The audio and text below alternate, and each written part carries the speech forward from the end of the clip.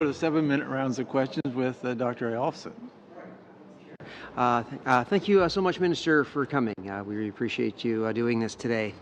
Now, as you know, I'm a recovering emergency physician. I spent 20 years working in emergency departments, and public health, basically, any problem with public health, often came down on our departments first, and we would see trends. And among the trends that we would see was the detrimental health effects of people who couldn't afford their medications and becoming ill simply because of that. It's also, as you know, we're studying the structure and implementation of a national pharmacare program. One of the things we found is that we, as Canadians, we pay the second highest drug costs in the world. And as part of our, although the report's not out, we have a parliamentary budget office report that says that if we had a national pharmacare program, the nation would save roughly $4 billion a year.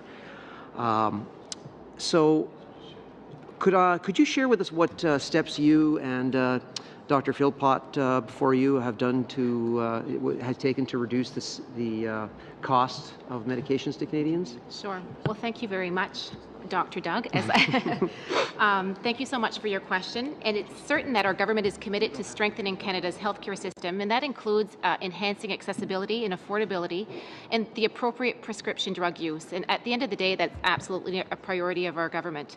In Budget 2017, we were able to invest $140 million to lower drug prices and to improve access to prescription drugs and to support the appropriate use of medication. We also were able to join our provincial partners and territories, and we became members of the Pan-Canadian Pharmaceutical Alliance.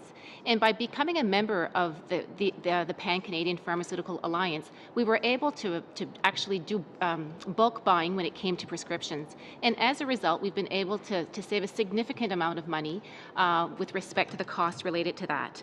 Also, as well, as I'm sure that you're aware because you've been doing some studies, we've certainly are in the process of modernizing the Patented Medicine Act, and all of that as well is certainly going to be very helpful in the work that needs to be done.